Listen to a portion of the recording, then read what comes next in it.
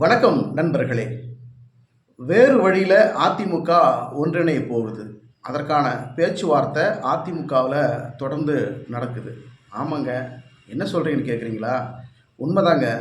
அதிமுக விரைவில் ஒன்றிணைக்க போகிறாங்க. அது ஒன்றிணைந்தால் மட்டும்தான் அதிமுக அடுத்த தேர்தலையாவது ஜெயிக்கிறதுக்கு வாய்ப்பு இருக்கும். எடப்பாடி பழனிசாமியை எதற்காக அதிமுகவினுடைய தலைமை பொறுப்புக்கு வர வச்சோம்? அதிமுகவினுடைய பொதுச் செயலாளராக எல்லாரும் ஒருமித்த கருத்தோடு ஏன் அவரை நியமித்தோம்? ஆனால் எடப்பாடி பழனிசாமி இன்றைக்கி நமக்கெல்லாம் ஆதரவாக சப்போர்ட்டாக இருக்கிறாருன்னா இல்லை.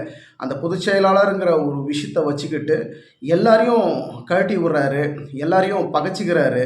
தனக்கு தேவைன்னா வச்சுக்கிறாரு, தனக்கு தேவையில்லைன்னா தூக்கி எறிகிறாரு. இப்படி இருந்தால் எப்படிங்க அப்படின்னு உள்ளே இருக்கக்கூடிய முன்னாள் அமைச்சர்கள், மூத்த தலைவர்கள் எல்லாம் ரொம்ப மன கொந்தளிப்பில் இருக்கிறாங்க. அதனால தான் வேறு வகையில், மாற்று வழியில் பேச்சுவார்த்தை நடக்குது. அதிமுகவை ஒன்றிணைக்கணும், அதுக்குண்டான பேச்சுவார்த்தை நம்ம தொடர்ந்து மேற்கொண்டால் மட்டும்தான் ஓபிஎஸ் தலைமையில் அதிமுக நகர்த்தி கொண்டு போய் ஓபிஎஸ்ஸை தலைமையேற்க வச்சிடலாம்.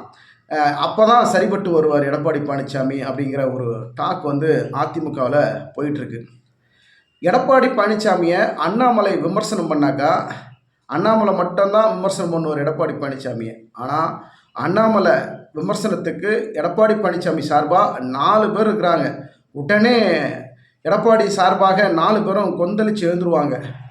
RB Udhayakumar, Sellur Raju, D Jayakumar, KP Munisamy, இவங்க 4 பேரும் பார்த்தீங்கன்னா எடப்பாடி பழனிசாமியினுடைய நிஜமாகவும் நிழலாகவும் செயல்படுறாங்க. அண்ணாமலையை ஏதாவது ஒரு டார்கெட் பண்ணி எடப்பாடியை பேசிட்டா போதும், உடனே இந்த 4 பேரும் வரிஞ்சு கட்டிக்கிட்டு எப்படி நீங்கள் எங்கள் தலைவனை பேசலாம், எங்கள் பொதுச் செயலாளர் அவர் என்ன ஒன்றா பேசுவார், எப்படி ஒன்றா நடந்துக்குவார், அதுக்கு நாங்கள் கட்டுப்பட்டுருக்குறோம், நீங்கள் எப்படிங்க பேசலாம் அப்படிங்கிற தோணியில் தான் 4 பேரும் வச்சு செய்வாங்க. விமர்சனத்துக்கு அளவே இல்லை. அவங்க சொல்லக்கூடிய வார்த்தைகளுக்கு பஞ்சமே இல்லை. அந்த அளவுக்கு காரஞ்சாரமாக அண்ணாமலை விமர்சனம் பண்ணுறாங்க. ஆனால் இந்த சூழலில் தான் அதிமுகவை வேறு வகையில் பேச்சுவார்த்தை நடைபெற்று அதிமுக ஒன்றிணைக்கணும். இது எப்படியே விட்டால் வேலைக்கு ஆகாது. ஓபிஎஸ்ஐ தலைமை ஏற்க வச்சு அதிமுகவை வழிநடத்தினா மட்டும்தான் எடப்பாடி பழனிசாமி அடங்குவார், இல்லைனா இப்படியே தான் ஆடிக்கிட்டு இருப்பார் அப்படின்னு அதிமுகக்குள்ள ஒரு உட்கட்சி பூசல். இந்த நேரத்தில் தான் ஓபிஎஸ்னுடைய 2 மகன்கள் ரவீந்திரநாத், ஜெயபிரதீப் 2 பேரும் பார்த்தீங்கன்னா விஜயனுடைய கட்சியில் சேரப்போகிறதாக அதிரடியான பரபரப்பான செய்தி வந்துக்கிட்டு இருக்கு. ஏன்னா 2 பேருமே பார்த்தீங்கன்னா விஜயனுடைய ரசிகர்கள். விஜயனுடைய கட்சியில் தமிழக வெற்றி கழகத்தில் ஒரு முக்கிய பொறுப்பு விஜய் அண்ணன் கொடுக்கலான்னு நினச்சிருக்காரு. கொடுக்குறதாவும் எங்களுக்கு வாக்குறுதி கொடுத்துருக்கிறாரு. நம்ம அதிமுகவில் இருந்தால் எங்களுக்கு எந்த விதமான பலனும் இல்லை. இன்றைக்கி உங்களுக்கே, அதாவது அவங்க அப்பாவை சொல்கிறாரு, 2 பசங்களும் அவங்க அப்பாவை சொல்கிறாங்க, உங்களுக்கே அதிமுகவில் பெரிய மதிப்பு இல்லை. இவ்வளோ காலமாக அதிமுகவில் அடிமட்ட தொண்டன் பொறுப்பிலிருந்து இன்றைக்கி அம்மாவால் வழிகாட்டப்பட்ட, அடையாளம் காட்டப்பட்டு ஒரு முதலமைச்சராக இருந்த உங்களையே இன்றைக்கி வெளியேற்றி விட்டு அசிங்கப்படுத்துகிறாங்க. எங்களை உங்களுக்கே அந்த கதினா எங்களை என்ன பண்ணுவாங்க? எங்களை எடப்பாடி பழனிசாமி சும்மா விட மாட்டார், காலி பண்ணிடுவார். அதனால் நாங்கள் எங்களுக்கு உண்டான அடையாளத்தை, எங்களுக்கு உண்டான அரசியலை நாங்கள் சரியாக நகர்த்தணும் அப்படின்னா நாங்கள் எங்களுடைய தலைவனாக விஜய் அவர்களை ஏற்றுக்கலான் இருக்கிறோம். ஏன்னா நாங்கள் விஜயனுடைய ஃபேனு அப்படிங்கிற விஷயத்த போயிட்டுருக்குறாங்க. இது ஓபிஎஸ்க்கு ஒரு அதிர்ச்சியான செய்தி. நான் அதிமுக ஒன்றிணைக்கணும், அதிமுகவை எல்லா தலைவர்களும் சேர்த்து ஒரு ஒருங்கிணைந்த அதிமுக உருவாக்கணுங்கிறதுல பெரிய தீவிரம் காட்டுறேன். அதற்காக எவ்வளோ தியாகம் பண்ணி போய்கிட்டு இருக்கேன். இந்த நேரத்தில் நீங்கள் என்னப்பா நீங்கள் இப்படி பேசுகிறீங்க? விஜய் கட்சியில் போய் சேர்ந்துட்டிங்கன்னா எனக்கு அதிமுக, எனக்கு நம்ம கூட இருக்கக்கூடிய ஆதரவாளர்களோ தொண்டர்களோ என்னை மதிப்பாங்களா? தன்னுடைய மகன்களே 2 பேருமே அவர் ஒரு கட்டுக்குள்ளே வச்சுக்க முடியல, அவங்கள கட்டுப்படுத்த முடியல. அவர் விஜய் கட்சியில் போய் சேர்ந்துட்டாங்க. அவர்களையே கட்டுப்படுத்த முடியாத போது தொண்டர்களை எப்படி இவர் வழிநடத்துவார்? தொண்டருக்கு உண்டான வழிகாட்டுதலை இவர் எப்படி செய்வார்? அதிமுகவை எப்படி ஒருங்கிணைப்பார்? இப்படின்னு பல்வேறு விமர்சனங்கள் என் மீது வரும்பா. இப்படி பண்ணுறீங்களே, இது நியாயமா அப்படின்னு ஓபிஎஸ் மகன்கள் கிட்ட ஓபிஎஸ் ஒரு கோவத்தை காட்டியிருக்கிறார். எது எப்படி இருந்தாலும் நாங்கள் வந்து விஜய் அண்ணன் கட்சியில் சேர்றது உறுதி அப்படின்னு அவங்க 2 பேருமே விஜயோட தொடர்பில் இருக்கிறாங்க. கட்சி மாநாடு அறிவிக்கிற போதே அவங்க மேடையில் 2 பேருமே மேடை ஏற போகிறதாக தகவல் வருது. இது எந்த அளவுக்கு சாத்தியம், எப்படி இது நடக்க போகுது, ஓபிஎஸ் இதுக்கு சம்மதித்து விட்டுடுவாரா, இல்லை சரி எப்படியாவது போங்கன்னு விடக்கூடிய வாய்ப்பு ஏற்படுமாங்கிறதெல்லாம் நம்ம பொறுத்திருந்தால் பார்க்கணும். அதே போல் தமிழக வெற்றி கழகத்தை பொறுத்த வரைக்கும் யார் வேணாலும் வரலாம். நம்ம கட்சிக்கு பலம் சேர்க்கிற வகையில் முன்னாள் அரசியல் மூத்த தலைவர்கள் யார் வேணாலும் எங்கிருந்து வேணாலும் எந்த கட்சியிலேருந்து வேணால் வரலாம் அப்படின்ற ஒரு அழைப்பு வந்து தமிழக வெற்றி கழகத்தில் இருக்குது. அதன் அடிப்படையில் தான் ஏற்கனவே விஜய் ரசிகராக தீவிர ரசிகராக இருக்கிற ரவீந்திரநாத், ஜெயபிரதீப் 2 பேருமே இன்றைக்கி விஜய் கட்சியில் சேர்றாங்க. இது வந்து ஓபிஎஸ்க்கு ஒரு மிகப்பெரிய ஒரு இடியாக இருக்குது.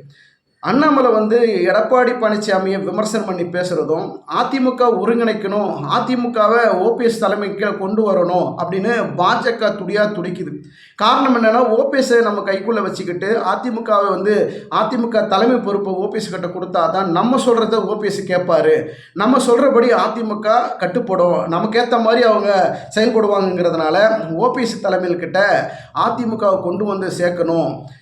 எடப்பாடி பழனிசாமியை பொதுச் செயலாளர்ங்கிற பதவியிலேருந்து இறக்கி விட்டு அந்த பதவி வந்து ஓபிஎஸ் கிட்ட கொடுக்கணும். ஒருங்கிணைந்த அதிமுக உருவாகிறதுக்கு இதுதான் வழி அப்படின்னு பாஜக போடக்கூடிய மாஸ்டர் பிளான். இதற்கு அச்சாரமாகத்தான் எடப்பாடி பழனிசாமியை காரஞ்சாரமாக விமர்சனம் பண்ணி பேசுகிறது அண்ணாமலையுடைய தொடர் வாடிக்கையாக போச்சு. லண்டன் போகிறதுக்கு முன்னாடியே தொடர்ந்து ப்ரெஸ் மீட்டை வச்சு எடப்பாடி பழனிசாமியை தரக்குறைவான வார்த்தைகளில், கடுமையான வார்த்தைகளில், கோபம் தெரிந்த வார்த்தைகளில் பேசியிருப்பார். அதற்கு எடப்பாடி பழனிசாமி நேரடியாக மோதவே இல்லை அண்ணாமலை கிட்ட. நான் என்னுடைய ஆள் அனுப்புகிறேன் பாருங்க, என்னுடைய ஆளுங்க பயங்கரமாக பேசுவாங்க அப்படின்னு சொல்லிட்டு அவருடைய நிழலாக இருக்கக்கூடிய செல்லூர் ராஜு, ஆர்பி உதயகுமார், கேபி முனிசாமி, டி ஜெயக்குமார் இவங்க 4 பேரும் வச்சு அண்ணாமலையை பயங்கரமான கடுமையான சாடல். இப்படி அதிமுக வட்டாரங்களுக்குள்ள அதிமுக கட்சிக்குள்ள உட்கட்சி பூசல் இருக்கிற போது 2026 சட்டமன்ற தேர்தலில் அரசியல் நகர்வுகளை எப்படி தொடர்ந்து மேற்கொள்வார்கள்? ஏன்னா இப்போ கடுமையான போட்டி இருக்கும். 4 முனை போட்டி போய் இப்போ இன்றைக்கி 5 முனை போட்டி வந்து வருது. விஜய்ங்கிற ஒரு மாபெரும் கட்சி வந்து உள்ள அவங்களுடைய ரசிகர்கள் பட்டாலும் வந்து ஏகப்பட்ட ரசிகர்கள் இருக்கிறாங்க. அவர்கள் வந்து கிட்டத்தட்ட தமிழக வெற்றி கழகத்தின் சார்பாக ஒரு 10% ஓட்டாவது பெறுவாங்கங்கிற நம்பிக்கை இருக்கிறதுனால மற்ற கட்சிகளுக்கு ஒரு பீதி இருக்கிறது. இந்த நிலையில் எடப்பாடி பழனிசாமி அதிமுகவை ஒன்றிணைக்காமல் அவர் தனியாக இருந்து எப்படி வழிநடத்த போகிறார்? அவர் தனிமரமாக தான் ஆக போகிறாரே தவிர அவர் வந்து அதிமுகவை வலிமையான ஒரு கட்சியாக அவர் வழிநடத்துவதற்கு வாய்ப்பே இல்லைன்னு அதிமுக உள்ள ஒரு உட்கட்சி பூசலில் தொண்டர்களுக்கு மனக்குமுறலாக இருக்கிறது. நிர்வாகிகளுக்கு ஒரு வருத்தமாக இருக்குது. நம்ம எடப்பாடி பழனிசாமி எதற்காக நம்ம பொதுச் செயலாளராக நியமிச்சோமோ அதற்காக அவர் செயல்படவே இல்லை, கொஞ்சம் கூட நம்ம மீது அக்கறையே இல்லை அப்படின்னு உள்ள ஒரு மிகப்பெரிய போராட்டமே நடக்குது, சண்டே நடந்துக்கிட்டு இருக்கு. இதனால தான் வந்து பார்த்திங்கன்னா எஸ்பி வேலுமணிக்கும் எடப்பாடி பழனிசாமிக்கும் தொடர்ந்து ஒரு முட்டல் மோதல் தொடர்ந்துக்கிட்டே இருக்குது. எஸ்பி வேலுமணியுடைய மகனுடைய நிச்சயதார்த்தத்தை கூட எடப்பாடி பழனிசாமி சேலத்திலே இருந்துக்கிட்டு கூட அந்த நிகழ்ச்சிக்கு கலந்துக்கவே இல்லை. காரணம் என்னென்னா அவங்க 2 பேருக்குள்ள ஒரு காரஞ்சாரம் தொடர்ந்துக்கிட்டே இருக்கிற சூழல் காரணமாக அவர் அந்த நிகழ்ச்சிக்கு போகலை. ஸோ இப்போ பார்த்திங்கன்னா ஒரு 6 முன்னாள் அமைச்சர்களை வச்சு பார்த்திங்கன்னா ஓபிஎஸ் தலைமைக்கு அதிமுக கொண்டு போகணுங்கிறதுனால ஒரு பேச்சுவார்த்தை தொடர்ந்து போகுது. எடப்பாடி பழனிசாமி கிட்ட தொடர்ந்து இதை பற்றி ஆலோசிக்கிறாங்க. ஆனால் எடப்பாடி பழனிசாமி அதற்கெல்லாம் கொஞ்சம் கூட காது கொடுத்து கேட்கவே இல்லை. உங்கள் வேலையை பாருங்கப்பா, நான் என்ன பண்ணணும், கட்சி எப்படி வழிநடத்தணுங்கிறது எனக்கு தெரியும், நீங்கள் வந்து எனக்கு ஐடியா ஒன்றும் கொடுக்க வேண்டாம் அப்படிங்கிற மாதிரியான தோரணையில் கடுமையான கோபத்தை காட்டியிருக்கிறாரு எடப்பாடி பழனிசாமி எஸ்பி வேலுமணி கிட்ட. இதனால் மனம் நொந்து போய் கோபமடைந்த எஸ்பி வேலுமணி டீம் வந்து இவங்க வேறு வழியில் இப்போ யோசிக்கிறாங்க. மாற்று ஏற்பாடாக மாற்று பேச்சுவார்த்தை பண்ணி இது எப்படியோ அதிமுக ஒருங்கிணைக்கணும், ஓபிஎஸ் தலைமையின் கீழே நகரக்கூடிய இந்த அதிமுக எப்படி பாஜக வழிகாட்டுதலோடு அதிமுகவை கைப்பற்றி ஓபிஎஸ் தலைமையேற்க வைக்க போகிறாங்கிறதான் அதிமுகவில் நடக்கக்கூடிய ஒரு மிகப்பெரிய ட்விஸ்ட்டு. எடப்பாடி பழனிசாமியை தனித்து விடப்பட்டு அதிமுக வேறு வகையில் மாற்று வழியில் பேச்சுவார்த்தை நடத்தி ஒன்றிணைப்பதாக தகவல் வருது. பொறுத்திருந்து பார்க்கலாம். நன்றி, வணக்கம். உங்கள் அனைவரிடத்திலும் ஒரு அன்பான வேண்டுகோள், நம்முடைய சேனலை இதுவரைக்கும் சப்ஸ்கிரைப் செய்யாதவர்கள் சப்ஸ்கிரைப் செய்து வைத்துக் கொள்ளுங்கள். உங்களுடைய மேலான ஆதரவு எங்களுக்கு அடுத்தடுத்து போடக்கூடிய வீடியோக்கு ஒரு பலமாக இருக்கும்.